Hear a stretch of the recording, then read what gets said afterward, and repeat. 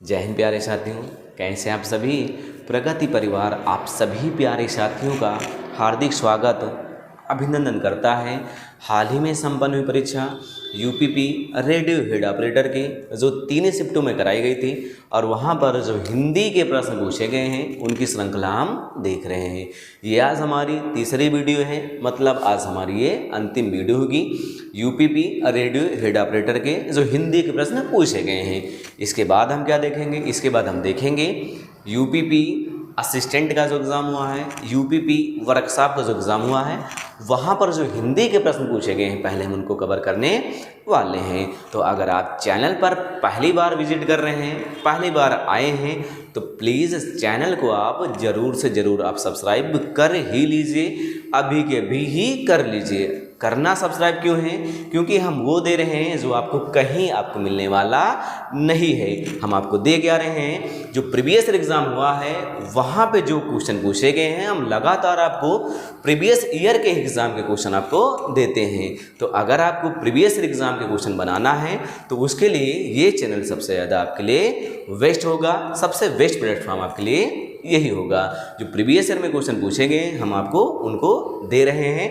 और आज हम देखेंगे अंतिम वीडियो होगी जो 31 जनवरी 2024 को एग्ज़ाम हुआ है शिफ्ट फर्स्ट का, वहाँ पर जो हिंदी पूछी गई हम आज उनको कवर करने वाले हैं। तो चलिए स्टार्ट करते हैं बिना टाइम को वेस्ट किए हुए आज की क्लास को। पहला क्वेश्चन आप देखिएगा। प्लीज़ वीडियो छोड़ के जाने से पहले थोड़ा से आप 1-2 प्रश्न तो देखेंगे। अगर मज़ा आएगा तो आप आगे भी देखना, अगर मज़ा नहीं आएगा तो आप जा भी सकते हैं। तो चलिए देखते हैं पहले प्रश्न को।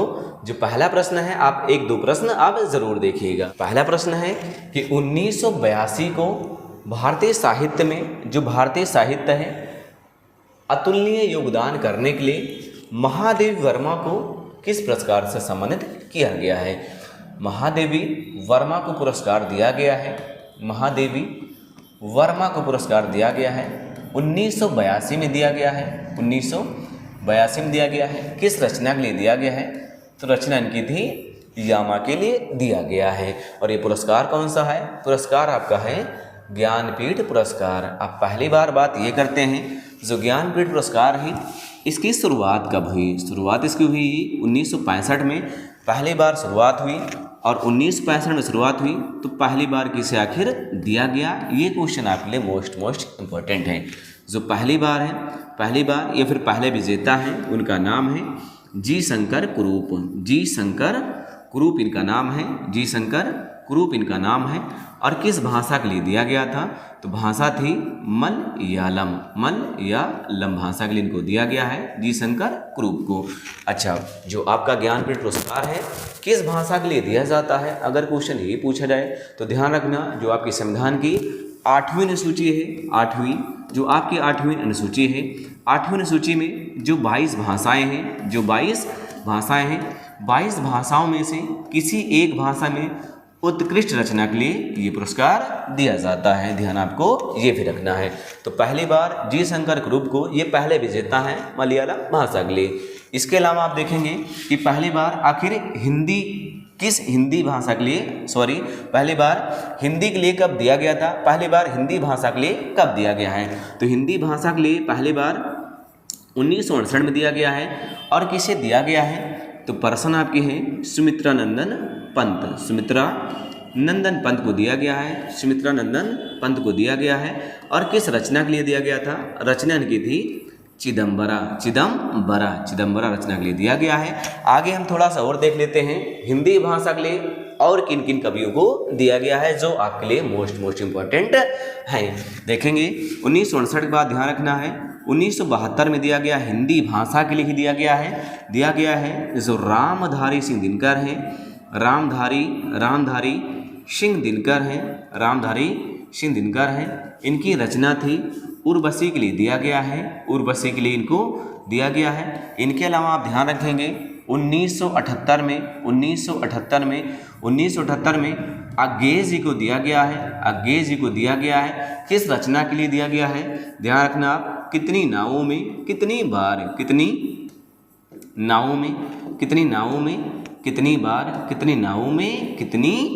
बार ये इनकी रचना है। और इसके अलावा 1982 में आपने देखा ही है, महादेवी वर्मा को दिया गया है।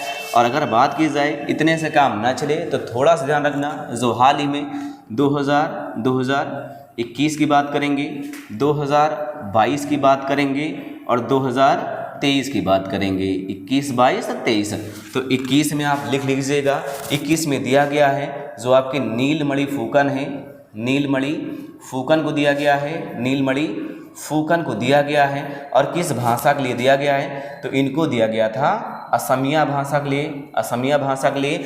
2022 वाला जो दिया गया है, 2022 वाला ये दिया गया है दामोदर माउजो को दिया गया है, दामोदर माउजो को दिया गया है, दामोदर माउजो को।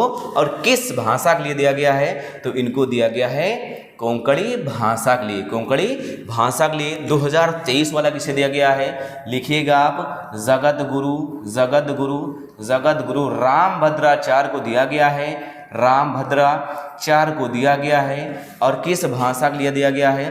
तो इनको दिया गया है उर्दू भाषा के लिए। आप सीरियल भी ध्यान रखना, 2021 वाला ये 56वां पुरस्कार है और 2022 वाला ये 57वां पुरस्कार है और 2023 वाला 58वां पुरस्कार है। इतना ही नहीं, आप लिख लीजिएगा 2017 में एक प्रसिद्ध कवि हैं कृष्णा सुबती, कृष्णा सुबती, कृष्णा शुभती, कृष्णा शुभती को भी दिया गया है 2017 में। और हिंदी भाषा के लिए ही इनको भी दिया गया है। पहले प्रश्न से हमने इतने सारे क्वेश्चन बनाए हैं। कंप्लीट हुआ हमारा पहला प्रश्न। मूव करेंगे हम दूसरे प्रश्न की तरफ को। चलिए देखते हैं जो हमारा दूसरा प्रश्न है। दूसरा प्रश्न है, यहाँ लिखा गया है जो दूसरे प्रश्न में है, हेम शब्द के भिन्नार्थी शब्द के लिए शब्द दिए गए हैं। जो हेम शब्द है, हेम के भिन्नार्थी शब्द दिए गए हैं जिनमें से एक विकल्प गलत है। कहने का अर्थ ये है कि हेम शब्द का एक विकल्प गलत है और उसी का आपको चयन करना है। जो हेम शब्द है, पहले इसके हम अर्थ देख लेते हैं। हेम का अर्थ सीधा सीधा होता है, सोना होता है, सोना। और सोना को हम कहते हैं कनक, कहते हैं कनक, कहते हैं कनक। के अलावा इसको हम बोलते हैं कुंदन, महारजत, महारजत, कुंदन, महारजत, तपनीय, तपनीय, कंचन, है ना। इन सभी नामों से हम हेम को जानते हैं। हेम को सोना, कनक, कुंदन, महारजत, तपनीय, कंचन और इसे हम हाटक भी कहते हैं। और इसके अलावा इसे हम जात रूप भी कहते हैं, जात रूप भी कहते हैं। ये हेम शब्द के इतने अर्थ हुए। तो इस हिसाब से हम अगर ध्यान दें, इस हिसाब से हमारा जो सबसे बेस्ट ऑप्शन होगा कालिमा हमारे यहाँ पर बिल्कुल और बिल्कुल राइट जवाब बन जाएगा। कंप्लीट हुआ हमारा क्वेश्चन नंबर 2 भी। चलिए बढ़ते हैं और ध्यान रखना जो कनक शब्द है, कनक शब्द के भिन्नार्थी मैं आपको बता रहा हूँ। कनक शब्द का जो अलग अर्थ है, कनक को हम धतूरा भी बोलते हैं, कनक को धतूरा कहते हैं। और इसके अलावा सोना तो कहते ही, सोना तो कहते ही। और जानिए आप, कनक अर्थ गेहूं भी होता है और कनक अर्थ पलाश भी होता है। आप कमेंट में छाप दीजिएगा कि पलाश किस राज्य का राजकीय पुष्प है। आप छापना, हमें बताना आप कि पलाश किस राज्य का राजकीय पुष्प है। तो पलाश ये अर्थ हुए आपके कनक के। चलिए कंप्लीट हुआ हमारा क्वेश्चन नंबर 2 भी। अगले प्रश्न की ओर बढ़ रहे हैं। क्वेश्चन नंबर 3 आपसे कहा जा रहा है कि कोष्ठक में किस चिन्ह का प्रयोग हुआ है। जो यहाँ पर आपको चिन्ह दिया गया है, चिन्ह दिया गया है, ये कौन सा चिन्ह है? देखिए पहला ऑप्शन लिखा गया है निर्देशक। जो निर्देशक चिन्ह है, निर्देशक चिन्ह का हम कुछ इस तरह से प्रयोग करते हैं, ये हमारा निर्देशक चिन्ह हुआ। और जो हंस पद चिन्ह है, हंस पद हम कुछ इस तरह से बनाते हैं और इसे हम बोलते हैं त्रुटि पूरक चिन्ह भी कहा जाता है, त्रुटि पूरक चिन्ह भी कहा जाता है। और जो योजक चिन्ह है, योजक चिन्ह कुछ ऐसे बनाया जाता है दो शब्दों को जोड़ने के लिए। और जो लाघव चिन्ह है कुछ ऐसे बनाया जाता है, जैसे अगर हमको डॉक्टर लिखना होता है, डॉक्टर, तो डॉक्टर हम ऐसे कुछ लिख देते हैं, ये हमारा डॉक्टर हो जाता है। इसे हम लाघव चिन्ह कहते हैं। और जो लाघव है, लाघव का विलोम आपका गौरव होता है। योजक चिन्ह दो शब्दों को जोड़ने के लिए। जो हंस पद चिन्ह है, त्रुटि पूरक चिन्ह है, जो ऐसे बनाया जाता है। जब आप कहीं कोई वाक्य लिख रहे होते हैं और बीच में कहीं मिस्टेक आती है, कोई वर्ड छूट जाता है, कोई शब्द छूट जाता है, तो वहाँ पर आप इस चिन्ह का प्रयोग करते हैं। जैसे लिखा जाए कि राम राम और बाजार जा रहे हैं, राम और बाजार जा रहे हैं। तो यहाँ हमें देखने में लग रहा है कि कुछ न कुछ हमसे छूट गया है। तो राम और, अगर यहाँ श्याम छूट गया है तो यहाँ पर हम कुछ ऐसे बना देते हैं और यहाँ पर हम श्याम को भी लिख देते हैं, श्याम को भी हमने शामिल कर लिया। ये हमारा हुआ हंसपद चिन्ह। कंप्लीट हुआ हमारा क्वेश्चन नंबर 3 भी। बढ़ते हैं अगले प्रश्न की तरफ को। देखते हैं क्वेश्चन नंबर 4 क्या कहा जा रहा है। क्वेश्चन नंबर 4 है कि निम्न में से तत्सम शब्द के उचित विकल्प का चयन करना है। हमें तत्सम शब्द ढूंढना है। तत्सम, देखिए एक शब्द तत्सम होता है और एक होता है तद्भव होता है। थोड़ा समझिए आप, हिंदी भाषा में प्रयोग किए जाने वाले संस्कृत के वे शब्द जो ज्यों के त्यों प्रयोग किए जा रहे हैं उन्हें हम तत्सम कहते हैं। तो हिंदी भाषा में संस्कृत शब्द जो ज्यों के त्यों प्रयोग किए जा रहे हैं उन्हें हम तत्सम शब्द कहते हैं। और तद्भव क्या हुए, तो तद्भव शब्द ऐसे शब्द हैं जो संस्कृत शब्द हैं उनके बिगड़े रूप को हम तद्भव शब्द कहते हैं। तो जो संस्कृत शब्द हैं उनसे उत्पन्न हुआ हमारा तद्भव, मतलब इसका उद्भव हुआ है, मतलब इसमें विकार हुआ है, उसके बाद हमारा तद्भव शब्द बना है। तो यहाँ लिखा गया है कि तत्सम शब्द का उचित विकल्प का चयन करना है। हमको कर्ण का ढूंढना है। कर्ण यहाँ पर संस्कृत भाषा का शब्द है, तत्सम शब्द है। तो कर्ण का अर्थ कान हो जाता है, सब लोग जान रहे हैं। नाक का क्या होता है, तो नाक का नक्र हो जाता है। और बाल का क्या होता है तत्सम, तो बाल का केस हो जाता है। और जबकि गाल का हो जाता है गल हो जाता है। और याद हमको आ रहा है गोधूम, तो गोधूम का क्या हो जाता है, गोधूम का गेहूं हो जाता है। इतनी बात आप यहाँ पर ध्यान रखना। चलिए बढ़ रहे हैं क्वेश्चन नंबर 5 की तरफ। क्वेश्चन नंबर 5 कहा जा रहा है कि दिए गए मूल शब्दों के साथ उपसर्ग जोड़कर शब्द बनाएं। तो यहाँ लिखा गया है मूल शब्द आपका स्थिति लिखा गया है, आगे परि जोड़ा गया है। अगर इसको हम सही करके बनाएंगे तो कुछ इस तरह से बनेगा। परिस्थिति आपका यहाँ पर इस तरह से बन जाएगा, परिस्थिति आपका बन जाएगा। इस हिसाब से अगर हम जवाब ढूंढें तो हमारा जवाब बन जाएगा, परिस्थिति हमारा बिल्कुल और बिल्कुल राइट जवाब यही वाला बन जाएगा। कंप्लीट हुआ हमारा क्वेश्चन नंबर 5 भी। चलिए बढ़ते हैं क्वेश्चन नंबर 6 की तरफ को। क्वेश्चन नंबर 6 कहा जा रहा है कि निम्न में से किस शब्द में एरा प्रत्यय नहीं है। तो जो एरा प्रत्यय है, प्रत्यय हमेशा शब्द के पीछे लगाया जाता है, उपसर्ग हमेशा शब्द के आगे लगाया जाता है। तो एरा जो प्रत्यय है कहाँ पर नहीं है, जल्दबाजी आप ना करिएगा। ममेरा, तो ममेरा में तो लगा ही है।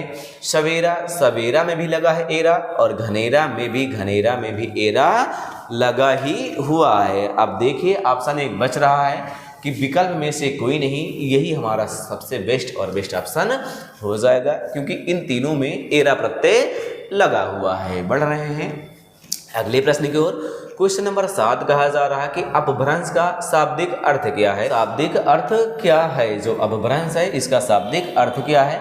पहला ऑप्शन देशज लिखा गया है। देशज किसी विशेष क्षेत्र में उत्पन्न होने वाले शब्द को आप देशज कहते हैं। जिसे कहा जाए एग्जाम्पल के तौर पर, जैसे परात हुआ, थरिया हुई, लोटा हुआ, डोकिया हुआ, मूसर हुआ, है ना। इस टाइप के जो शब्द हैं उन्हें हम देशज शब्द कहते हैं। किसी विशेष क्षेत्र में ही ये जाने जाते हैं। तद्भव शब्द आप जान ही रहे हैं कि संस्कृत के ऐसे शब्द जिनमें विकार उत्पन्न हुआ हो उन्हें आप तद्भव कहते हैं। विदेशी शब्द जो विदेशी भाषा से लिए गए हैं, हिंदी भाषा में प्रयोग किए जा रहे हैं, उन्हें हम विदेशी शब्द कहते हैं। जैसे रिक्शा हुआ, चाय हुआ, बारूद हुआ, इस टाइप के शब्द आपके विदेशी भाषा के शब्द हैं। तत्सम शब्द ये संस्कृत भाषा के शब्द होते हैं और जो हिंदी में ज्यों के त्यों प्रयोग किए जाते हैं। तो अपभ्रंश का जो शाब्दिक अर्थ है ये आपका तत्सम ही बिल्कुल यहाँ पर राइट जवाब भी होगा, क्योंकि अपभ्रंश का अर्थ बिगाड़ से होता है और अपभ्रंश जो आपका आया है ये तत्सम से ही, संस्कृत से मतलब रखता है। तो आपका यहाँ पर तत्सम बिल्कुल और बिल्कुल राइट जवाब हो जाएगा। बढ़ते हैं, क्योंकि संस्कृत भाषा में विकार हुआ है। विकार उत्पन्न होने के बाद लगातार आप देखे हैं कि लगातार संस्कृत से पाली, प्राकृत, अपभ्रंश, अवहट्ट और हिंदी की ओर हम बढ़कर आए हैं। अगला क्वेश्चन लिखा गया है क्वेश्चन नंबर 8। आपसे कहा जा रहा है यहाँ पर कि निम्न शब्दों में से शुद्ध वर्तनी चुनिए। शुद्ध वर्तनी चुनिए। गूंगा की आपको शुद्ध वर्तनी का चयन करना है। जो गूंगा शब्द है, जो बोल ना सके, जो बोल ना सके, जो बोल ना सके, उसे हम गूंगा कहते हैं। इसकी हमें वर्तनी चुननी है। तो गूंगा का जो वर्तनी होता है, गूंगा का वर्तनी बिल्कुल सही ऐसे होगा गूंगा। तो गूंगा यहाँ पर बिल्कुल और बिल्कुल राइट जवाब हो जाएगा। ऐसे प्रश्न जब आपसे एग्जाम में पूछे जाते हैं तो वहाँ पर आपको बहुत सारी समस्याएं होती हैं, इसलिए तो कहा जाता है जो प्रीवियस एग्जाम होते हैं वहाँ के क्वेश्चन आपके लिए मोस्ट इंपॉर्टेंट होते हैं। तो जो गूंगा शब्द है, गूंगा का वर्तनी शुद्ध होगा गूंगा, यहाँ पर बिल्कुल सही जवाब हो जाएगा। जो बोल भी ना सके उसे हम गूंगा कहते हैं। अगला क्वेश्चन लिखा गया है कि दिए गए मुहावरे के लिए विकल्प में से सही अर्थ चुनिए। अगर मगर करना,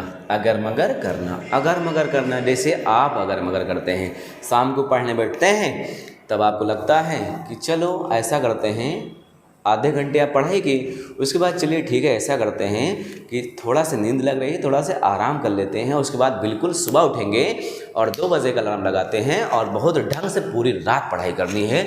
2 से सुबह 6 बजा देंगे, पूरा गर्दा करते हैं एक तरफ से, यही सोच के आपने अलार्म लगा दिया। 2 बज गए और 2 बजने के बाद क्या हुआ, रात में 2 बजे आपका मूड एकदम से ख़राब हो गया। 2 बज रहा, अलार्म बोल रहा, चलिए छोड़िए, थोड़ी देर बाद उठते हैं। 3 बज गया, 4 बज गया, 5 बज गया और बिल्कुल सुबह हो गई। सुबह उठे, उसके बाद आपका पूरा मूड खराब हो गया, चला गया पूरा दिन। तो इसी को कहते हैं अगर मगर करना, मतलब टाल मटोल करना, काम को टाल देना आगे के लिए। तो टाल मटोल करना, अगर मगर करना, इसका यही अर्थ है। कंप्लीट हुआ हमारा क्वेश्चन नंबर 9। बढ़ते हैं अगले प्रश्न की तरफ को। अगला प्रश्न है क्वेश्चन नंबर 10 है और जिसमें काफ़ी ज़्यादा लोग फंसने वाले हैं। लिखा गया है जो आपका ई है और ई है, किस प्रकार के वर्ण हैं, किस प्रकार के वर्ण हैं। अब यहाँ हम आपको थोड़ा समझा रहे हैं, बाकी आप जब तक उत्तर का चयन करते रहिए। जो दंत हैं, दंत वर्ण में आप देखेंगे दंत वर्ण में आते कौन कौन है, एक बार उनको हम लिख लेते हैं, वैसे कंठ में, वैसे मूर्धा में, वैसे तालव्य में। तो पहले हम दंत में लिखते हैं कौन कौन से वर्ण आते हैं। ता वर्ग पूरा आ जाएगा, मतलब ता, था, दा, धा, ना आ जाएगा। और इसके अलावा जो आपका ला है और सा भी इसी में शामिल है। ये हमारा दंत वर्ग है। जो हमारा कंठ वर्ग है, कंठ वर्ग में का, खा, ग, घा और अंगा, इनको शामिल करते हैं। और इसके अलावा शामिल क्या करते हैं हम, कंठ वर्ग में आ को शामिल करते हैं और आ को शामिल करते हैं, हा को शामिल करते हैं और आहा को भी शामिल करते हैं। ये हमारा कंठ वर्ग हुआ। आगे मूर्धा लिखा या फिर इसे हम मूर्धन वर्ग भी कहते हैं। तो मूर्धन वाले में शामिल कौन होगा, टा, ठा, डा, ढा, आड़ा, ये शामिल हुआ। टा, ठ, ड, ढ, आड़ा। और इसके अलावा, ये तो सब जान रहे हैं, इसके अलावा शामिल क्या होगा, रा और हा भी शामिल होता है। और हा को आप काकल वर्ण भी कहते हैं, हा को तो आप काकल वर्ण भी कहते हैं। और जो रा है, रा को आप बोलते हैं लुंठित व्यंजन भी कहते हैं, लुंठित व्यंजन भी हिंदी में आप रा को बोलते हैं। अब बच रहा है हमारा तालब। अब सब लोग सोच रहे होंगे अब यही आखिरी बचा, ये उत्तर भी होगा। तो जान लीजिए तालब में आखिर कौन कौन शामिल हैं। तो तालब में हम शामिल करते हैं चा, छा, जा, झा, या को। और इसके अलावा ई, या और शा को हम तालब में शामिल करते हैं। तो इस हिसाब से हमारा जवाब क्या हो जाएगा, तालब व्यंजन हमारा जवाब हो जाएगा।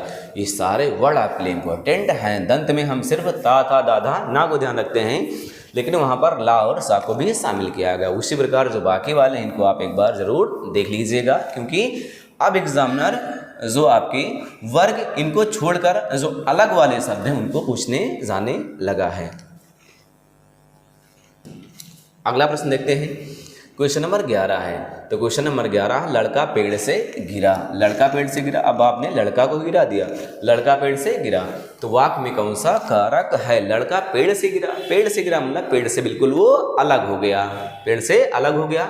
यहाँ संप्रदान है, तो संप्रदान हम के लिए प्रयोग करते हैं, के लिए इसकी विभक्ति है के लिए। और जबकि कर्म में हम को का प्रयोग करते हैं और अपादान में हम से का प्रयोग करते हैं, लेकिन ध्यान रहे कि अलग होने के लिए, अलगाव के लिए हम से का प्रयोग करते हैं और अधिकरण में हम में और पर का प्रयोग करते हैं। जवाब आप सब ने ढूंढ लिया हुआ। लड़का पेड़ से गिरा है, तो यहाँ पर अपादान कारक आपका बिल्कुल और बिल्कुल राइट जवाब बन जाएगा। कंप्लीट हुआ हमारा क्वेश्चन नंबर 11। बढ़ते हैं क्वेश्चन नंबर 12 की तरफ को। 12 क्वेश्चन लिखा गया है, अपभ्रंश को अड़ा अड़ा भाषा किसने कहा है? अपभ्रंश को अड़ा अड़ा भाषा किसने कहा है? सोचिए आप, अपभ्रंश को अड़ा अड़ा भाषा किसने कहा? अगर ऐसा क्वेश्चन पूछा गया तो सोचिए आप कितने लोग बना पाएंगे। बिल्कुल यूनिक क्वेश्चन है। ऐसे प्रश्न आपको सिर्फ थ्योरी वाले भी सेक्शन में मिल सकते हैं, बाकी इस तरह से प्रश्न आपको देखने को ज़्यादा मिलते हैं नहीं। इस प्रश्न को आप सीधे और सीधे तौर पर इसको रट ही लीजिए, जैसे आपने रटा है कि अपभ्रंश का वाल्मीकि स्वयंभू को कहा जाता है, उसी प्रकार आप इसको भी ध्यान में रख ही लीजिए कि अड़ा अड़ा भाषा किसने कहा है अपभ्रंश को। तो नाम आपका है किशोरीदास वाजपेयी। आपके यहाँ पर बिल्कुल और बिल्कुल सही जवाब हो जाएगा। चलिए बढ़ते हैं अगले प्रश्न की तरफ को। क्वेश्चन नंबर 13 दिख रहा है कि एक अर्थालंकार जहाँ कार्य करना तथा कारण का परस्पर विरोध हो फिर भी उनमें संबंध या औचित्य का अभाव बतलाया जाता है, वहाँ कौन सा अलंकार होता है? तो इसका बिल्कुल और बिल्कुल सही जवाब जान लीजिए आप। जवाब आपका यहाँ पर विषम अलंकार हो जाएगा। तो एक अर्थालंकार जहाँ कार्य तथा कारण का परस्पर विरोध हो और फिर भी उनमें संबंध या औचित्य का अभाव बतलाया जाए, वहाँ पर अलंकार आपका विषम अलंकार हो जाता है। चलिए बढ़ते हैं अगले प्रश्न की तरफ को। अगला प्रश्न है, या फिर इसके लिए एक एग्जाम्पल हम आपको बता रहे हैं। एग्जाम्पल, कहाँ राम के कर कोमल हैं, कहाँ राम के कर कोमल हैं और कहाँ कठोर सरासन शिव का। कहाँ राम के कर कोमल हैं, कहाँ कठोर सरासन शिव का, इसका एक एग्जाम्पल भी है। चलिए बढ़ते हैं अगले प्रश्न की तरफ को। क्वेश्चन नंबर 14 कहा जा रहा है कि हिंदी के प्रथम जीवनी लेखक कौन है? हिंदी के प्रथम जीवनी के लेखक हैं। हिंदी के प्रथम जीवनी के लेखक मतलब हिंदी के प्रथम आत्मकथा के लेखक कौन है? जवाब आप ढूंढिएगा जब तक हम आपको कुछ और बता रहे हैं। जो हिंदी के प्रथम जीवनी लेखक हैं उनका नाम आप ढूंढिए। जो रचना लिखी गई थी 1641 में प्रकाशित हुई, 1641 में प्रकाशित हुई है। और ध्यान रखना उस रचना का नाम क्या था? अर्ध कथानक। और बहुत लोगों ने अब इसका जवाब ढूंढ भी लिया होगा। अर्ध कथानक रचना है। और दूसरी बात, जो भी लेखक है उनका जन्म जौनपुर में हुआ है, जौनपुर से उनका संबंध है। अब नाम हो जाएगा आपका बनारसी दास जैन, इसका बिल्कुल सही जवाब हो जाएगा। 1647 में प्रकाशित हुई, रचना का नाम है अर्धकथानक और इनका जन्म कहाँ हुआ है? जौनपुर में इनका जन्म हुआ है। चलिए बढ़ते हैं अगले प्रश्न की तरफ को। क्वेश्चन नंबर 15 कहा जा रहा है कि रोला और उल्लाला का कर्म से मिलने पर कौन सा छंद बनता है? रोला और उल्लाला का कर्म से मिलने पर कौन सा छंद बनता है? जवाब आपका हो जाता है छप्पे है, बिल्कुल सही जवाब हो जाएगा। ध्यान रखना आप जो कुंडलिया है, कुंडलिया भी ध्यान रखना आप, क्योंकि हाल ही में संपन्न हुआ यूपीपी का जो एग्ज़ाम हुआ है, यूपीपी कांस्टेबल का जो एग्ज़ाम हुआ है जो कैंसिल भी हो चुका है, वहाँ पर पूछा गया था कुंडलिया मिलकर बनता है जो आपके दोहा हैं और रोला, इसी से आपका कुंडलिया भी बनता है। यहाँ पर रोला और उल्लाला की बात की गई है, मिलकर छप्पे बन जाएगा। बढ़ते हैं अगले प्रश्न की तरफ को। अगला प्रश्न है क्वेश्चन नंबर 16 बताया जा रहा है कि निम्न शब्द के पर्याय के लिए पर्यायवाची या फिर समानार्थी की बात की जा रही है। यहाँ औचक शब्द लिखा गया, औचक का आपको पर्याय या फिर समानार्थी ढूंढना है। पर्याय या फिर समानार्थी ढूंढना है। पहले आप समझिए औचक का अर्थ होता क्या है। तो औचक मतलब होता है अचानक। तो औचक अर्थ अचानक होता है या फिर एकाएक होता है, यही औचक का अर्थ होता है। और औचक का जो विलोम होता है जिसे हम नियमित बोलते हैं, औचक का जो विलोम है नियमित बोलते हैं। तो औचक अर्थ होता है अचानक से, एकाएक होता है, यकाएक होता है ना।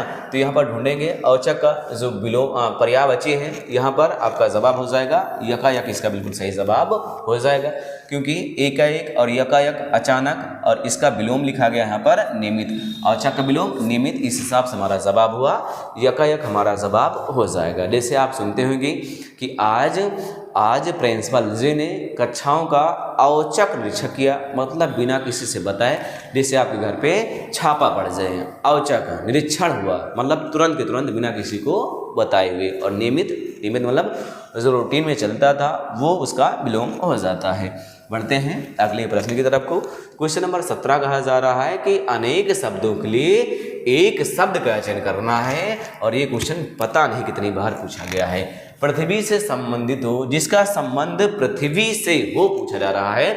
और पहला ही ऑप्शन लिखा गया पार्थिव, और जो हमारा बिल्कुल सही जवाब हो जाएगा। पार्थिव का अर्थ होता है कि जिसका पृथ्वी से संबंध हो। अगला कल्पनातीत लिखा गया है, जो कल्पना से परे हो, कल्पना से परे हो, कल्पना से परे हो, जिसकी कल्पना भी न की जा सके उसे हम कल्पनातीत कहते हैं। अगला अंचित लिखा गया है, अंचित लिखा गया है। अंचित जिसका कहते हैं कि जिसका ज्ञान ना हो सके, जिसका ज्ञान ना हो सके, जिसका ज्ञान ना हो सके उसे हम अंचित कहते हैं। और पदार्थ लिखा गया है, पदार्थ तो आप जान ही रहे हैं। चलिए बढ़ते हैं अगले प्रश्न की तरफ को। क्वेश्चन नंबर 18 कहा जा रहा है कि मध्य भारतीय आर्य भाषा का अंतिम रूप कौन सा है। मध्य भारतीय आर्य भाषा का अंतिम रूप कौन सा, थोड़ा सा आपको हम समझा रहे हैं। हम जानते हैं कि जो पहले जो भाषा थी जिसे हम बोलते हैं वैदिक संस्कृत, वैदिक संस्कृत, वैदिक संस्कृत। और उसके बाद हमारी जो भाषा आई उसको हम कहते हैं वैदिक के बाद हमारी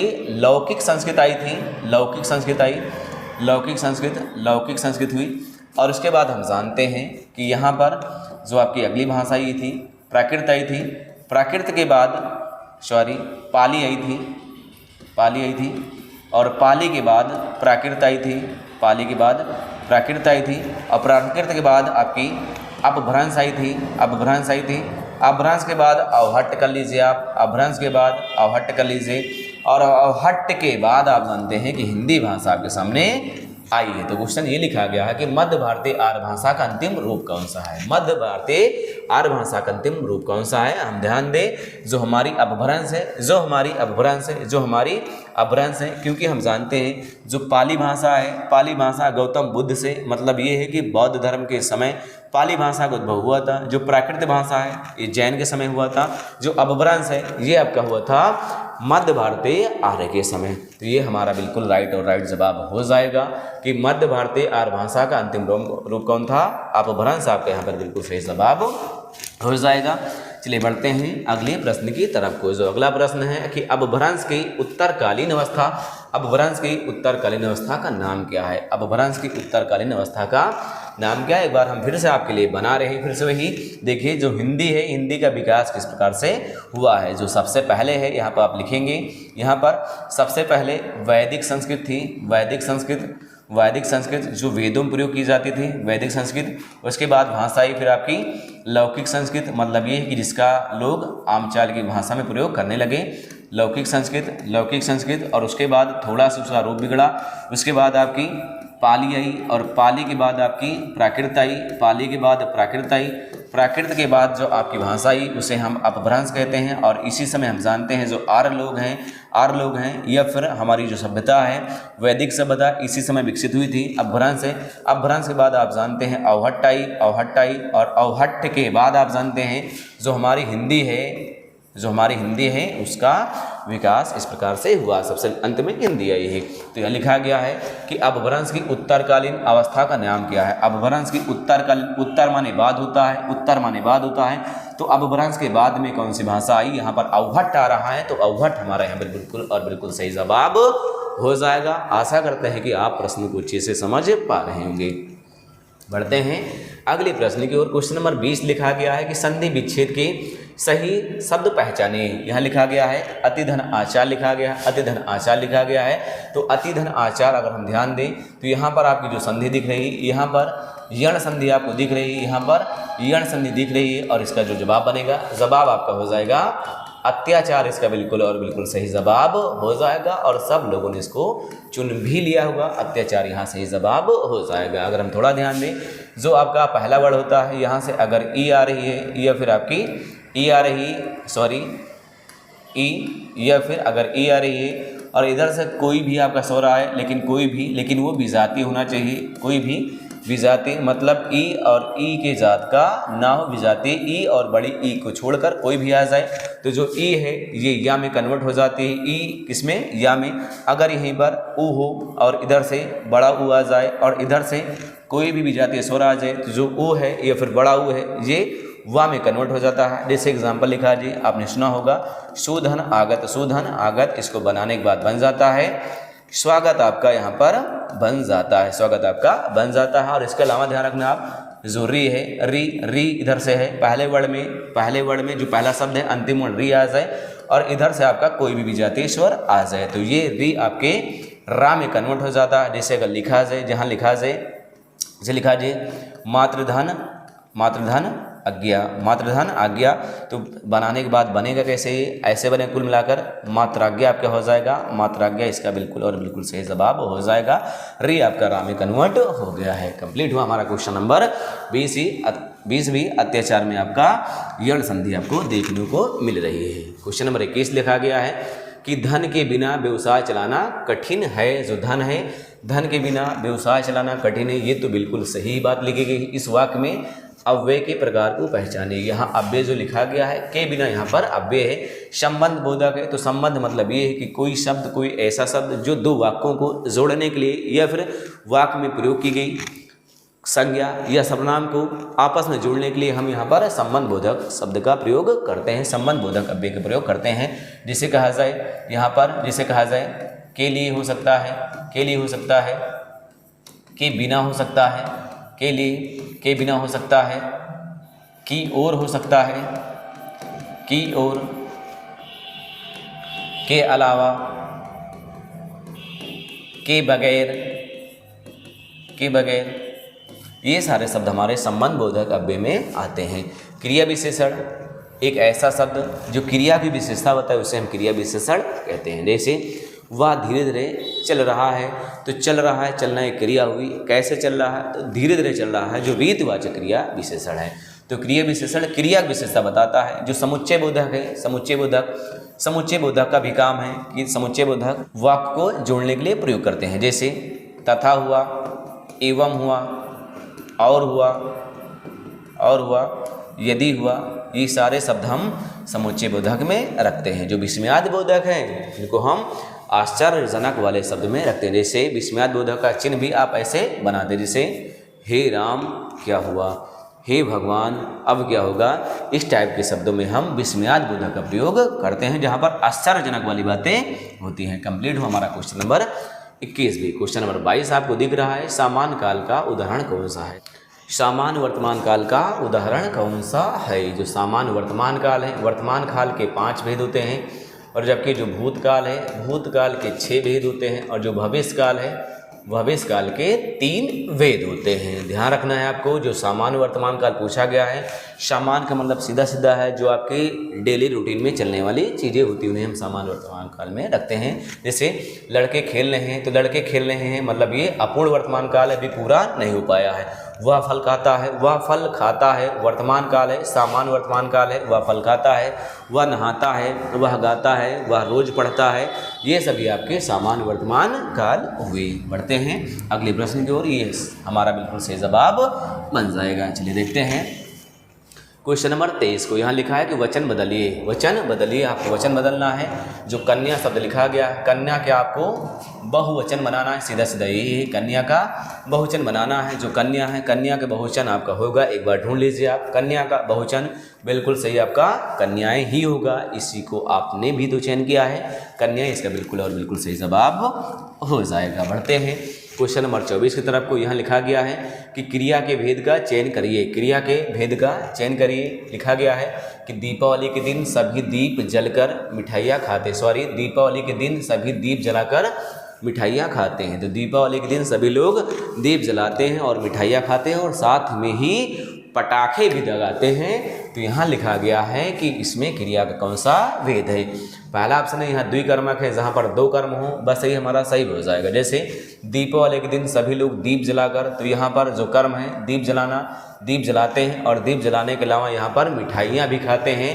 तो यहाँ पर 2 कर्म हुए, एक दीप एक आपका हुआ मिठाइयाँ, यहाँ पर 2 कर्मक आपका बिल्कुल सही जवाब हो जाएगा। अकर्मक क्रिया जहाँ पर कर्म ना हो वहाँ पर अकर्मक क्रिया होती है, और जहाँ पर कर्म साथ हो वहाँ सकर्मक क्रिया होती है। और प्रेरणार्थक क्रिया का सीधा सीधा ये होता है कि खुद ना कर कर किसी को प्रेरणा दी जाए। जैसे कहा जाए कि वह मिस्त्री से घर बनवाता है, खुद नहीं बनाता है, प्रेरणा दे रहा है, बनवाता है, प्रेरणार्थक क्रिया हो जाएगी। चलिए बढ़ते हैं अगले प्रश्न की तरफ को। अगला प्रश्न आपके सामने दिख रहा है, यहाँ पर क्वेश्चन नंबर 25 दिख रहा है। यहाँ लिखा गया है कि निम्नलिखित वाक्यों को कर्मवाच्य से कर्तवाच्य में बदलिए। वाच्य आपके 3 प्रकार के होते हैं, वाच्य के 3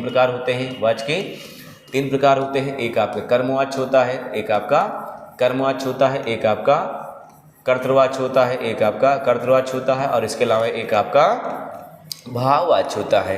ये 3 टाइप के अलग अलग होते क्यों हैं? 3 टाइप के अलग अलग देखिए, एक शब्द आपका क्रिया होता है, एक शब्द क्रिया होता है। अगर क्रिया मान लीजिए क्रिया कर्म के अनुसार है, क्रिया कर्म के अनुसार चल रही है तो वहाँ कर्मवाच्य हुआ।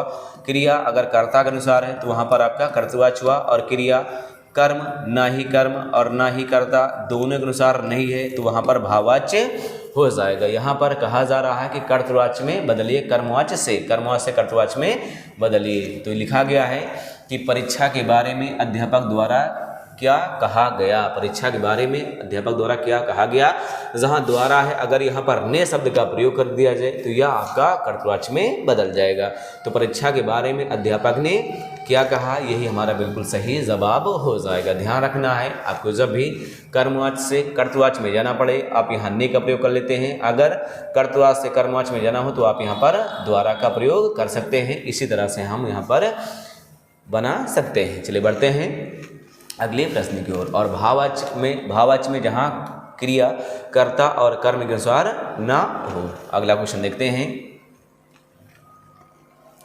अगला क्वेश्चन है कि निम्नलिखित शब्द के विलोम के लिए 4 विकल्प दिए गए हैं। निम्न शब्द के विलोम के लिए दिए गए 4 विकल्प में से उचित का चयन करना है। यहाँ चेतन लिखा गया है। चेतन का अर्थ होता है जिसमें चेतना हो, जो उद्दीपन कर रहा हो उसे हम चेतन कहते हैं। और जो चेतन का विलोम होगा, जो उद्दीपन ना कर रहा हो, जो मूर्छित हो गया हो, जिसमें मूर्छा गई हो, है ना, तो उसके लिए हमें ढूंढना है। उसके लिए सबसे बेस्ट ऑप्शन बन जाएगा जड़। जड़ आपका चेतन का विलोम हो जाएगा। जड़ बुद्धि वाले लोग भी होते हैं और चेतन बुद्धि वाले भी लोग होते हैं। तो चेतन जिसमें ज़्यादा उद्दीपन हो उसे चेतन कहते हैं, और मूर्छा या फिर जड़ जिसमें मूर्छा हो गया हो, जो उद्दीपन ना कर रहा हो, यहाँ पर जड़ आपका बिल्कुल सही जवाब हो जाएगा। चेतन का विलोम आपका जड़ हो जाएगा। चलिए बढ़ते हैं अगले प्रश्न की ओर। विशेषण पहचानिए। अध्ययन लिखा गया है। जो विशेषण होता है, विशेषण के 4 भेद होते हैं। तो अध्ययन का आपको विशेषण ढूंढना है। यहाँ अध्यापक लिखा गया तो अध्यापक तो आपका संज्ञा हो जाएगा, अध्यापक संज्ञा हो जाएगा। अध्यापन लिखा गया है तो अध्यापन अगर ध्यान दें तो एक हिसाब से ये क्रिया हो जाएगी। अध्ययनशील लिखा गया है, अध्ययनशील यही हमारा बिल्कुल सही जवाब हो जाएगा। अध्ययनशील हमारा विशेषण है, जबकि अध्यापिका की भी आपकी संज्ञा हो जाएगी। तो यहाँ पर जो अध्ययन है, अध्ययन का विशेषण आपका अध्ययनशील यहाँ पर बिल्कुल सही जवाब बन जाएगा। कंप्लीट हुआ हमारा क्वेश्चन नंबर 27। भी चलते हैं क्वेश्चन नंबर 28 की तरफ को। क्वेश्चन नंबर 28 कहा जा रहा है कि आपको लिंग बदलना है। जो विधाता शब्द है, विधाता ये पुल्लिंग है, इसको आपको स्त्रीलिंग में कन्वर्ट करना है। तो बिल्कुल सही जवाब भी आपने चुन भी लिया होगा। इसका जवाब हो जाएगा विधात्री, आपका सही जवाब हो जाएगा। बढ़ते हैं क्वेश्चन नंबर 29 की तरफ को। यहाँ लिखा गया है कि दिए गए मुहावरे के लिए विकल्प में से सही अर्थ चुने। यहाँ लिखा है त्योरियां बढ़ाना। आपने तेवर सुना है? तेवर, बस वही पकड़िए आप। त्योरियां बढ़ाना, तो त्योरियां बढ़ाना नीचे जाना है, गुस्सा करना है, खुशी मनाना है और ऊपर चढ़ना है, जो इसका बिल्कुल सही जवाब होगा। और शायद आपने भी वही चुना है और मैं भी वही आपको बताने वाला हूँ। ज़्यादा से ज़्यादा लोग ऑप्शन बी का चयन किए होंगे और यही ऑप्शन आपका बिल्कुल सही जवाब भी होगा। तो त्योरियां बढ़ाना मतलब गुस्सा करना हो जाता है। बढ़ते हैं क्वेश्चन नंबर 23 की तरफ को। क्वेश्चन नंबर 23 कहा जा रहा है, यहाँ पर नेकी है तो नेकी का आपको करना क्या है, यहाँ पर आपको विलोम का चयन करना है जो नेकी शब्द है। तो नेकी का जो विलोम होता है, नेकी मतलब कोई अच्छा काम किया जाए, किसी की मदद किया जाए, उसी को हम नेकी कहते हैं। और नेकी का जो विलोम होता है वदी मतलब बदनामी, यहाँ पर बिल्कुल सही जवाब हो जाएगा। तो नेकी का विलोम क्या हो जाएगा? वदी, यहाँ पर सही जवाब हो जाएगा। नेकी का विलोम वदी होता है। बढ़ते हैं क्वेश्चन नंबर 31 की तरफ को। यहाँ लिखा गया आचार्य भरत ने किस रस के मूल में विकृति भाव माना है? आचार्य भरत मुनि ने किस रस के मूल में विकृति भाव माना है? अद्भुत है, श्रृंगार है और भयानक है, और यहाँ पर हास रस लिखा गया। क्वेश्चन कहीं से भी किसी भी प्रकार के क्वेश्चन पूछे जा सकते हैं। तो आचार्य भरत ने किस रस के मूल में विकृति भाव माना है? सीधा सीधा आप जवाब जाने। जो हास रस है, हास रस को आचार्य भरत मुनि ने यहाँ पर विकृति भाव वाला रस माना है। कंप्लीट हुआ हमारा क्वेश्चन नंबर 31 भी। क्वेश्चन नंबर 32 देख रहे हैं। पद्मावती के लेखक कौन है? पद्मावती के लेखक कौन है? इस प्रश्न का जवाब शायद ही कोई ना जानता हो, बाकी सभी लोग इसका जवाब जान रहे हैं। पद्मावती के रचनाकार हैं, जायसी हैं, इनको कहते हैं हम मलिक मोहम्मद जायसी कहते हैं। मलिक मोहम्मद जायसी कहते हैं, मलिक मोहम्मद जायसी कहते हैं। और इनका जन्म रायबरेली में हुआ है, रायबरेली में हुआ है। यहीं पर आपका एक स्थान जायस है, जायस से इनका संबंध है रायबरेली से। और इनकी जो रचना है पद्मावत है, पद्मावत है, पद्मावत है, पद्मावत या फिर पद्मावती है। ये लिखी गई थी 1540 में लिखी गई है। किस दिल्ली सल्तनत के शासनकाल में? तो यहाँ पर शेर शाह सूरी हैं, शेर शाह सूरी हैं, उनके शासनकाल में रचना पूरी हुई थी पद्मावती या फिर पद्मावत। और इसके अलावा ध्यान रखिएगा जो पद्मावती है इसमें लिखा क्या गया है? तो यहाँ पर जो आपके चित्तौड़ के राजा हैं, चित्तौड़ के राजा हैं, इनका नाम है राणा रतन सिंह, राणा रतन सिंह हैं। और जो आपकी और सिंघल की राजकुमारी, सिंघल की राजकुमारी हैं, उनका नाम है राजकुमारी, उनका नाम है पद्मावती, नाम है पद्मावती है। इन्हीं लोगों के बारे में इसमें वर्णन किया गया है। तो इनके प्रेम का वर्णन वहाँ पर किया गया है, चित्तौड़ के राजा राणा रतन सिंह और सिंघल की राजकुमारी पद्मावती का। और आप थोड़ा सा और ध्यान दीजिए, आप जो जायसी हैं इनकी और रचनाएँ हैं जिनमें है अखरावट है, आखिरी कलाम है। और इसके अलावा एक रचना इनकी कान्हावत है, कान्हावत इनकी रचना है, कान्हावत भी इनकी ही रचना है। तो अखरावट, आखिरी कलाम, कान्हावत और पद्मावती इनकी रचनाएं हैं। एक छूट रही वो भी लिख लीजिए आप, एक रचना है कहरनामा भी इनकी ही रचना है। कंप्लीट हुआ हमारा क्वेश्चन नंबर 32 भी। चलिए बढ़ते हैं क्वेश्चन नंबर 33 की तरफ को। जो क्वेश्चन नंबर 33 है यहाँ लिखा गया है कि निम्न शब्द के पर्याय के लिए दिए गए 4 विकल्प में से उचित का चयन करना है। यहाँ लिखा गया है ओहार लिखा गया है, तो ओहार का आपको यहाँ पर पर्यायवाची ढूंढना है।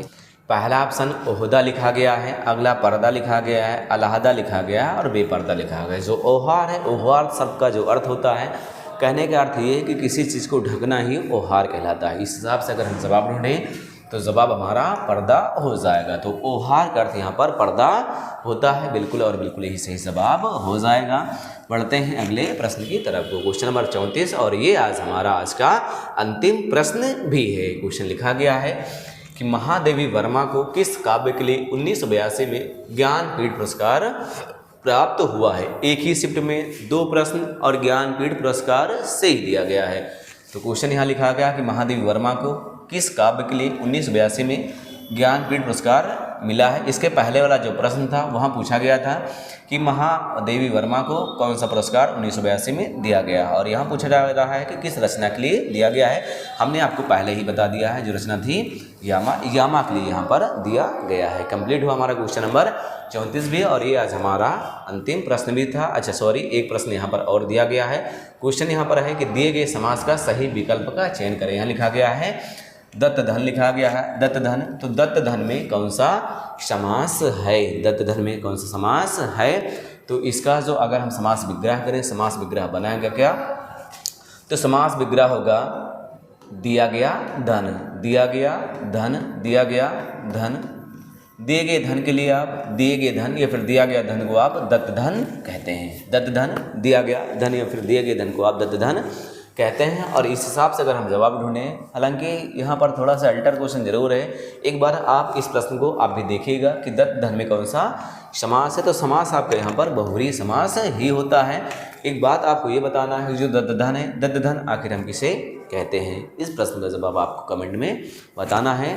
दत्त धन में जो समास है यहाँ पर बहुव्रीहि समास बिल्कुल सही जवाब है। यहाँ पर बहुव्रीहि आप इसके दिमाग में सेट कर लेना। ये आज का हमारा अंतिम प्रश्न भी था रहा और हमने पूरे 35 प्रश्न यहाँ पर देखे हैं। अगर आपको वीडियो की PDF चाहिए तो आप जाइएगा इसी वीडियो के डिस्क्रिप्शन में, वहाँ पर आपको टेलीग्राम चैनल का लिंक मिल जाएगा और जहाँ से आप PDF को आसानी से ढूंढ सकते हैं, आसानी से प्राप्त कर सकते हैं।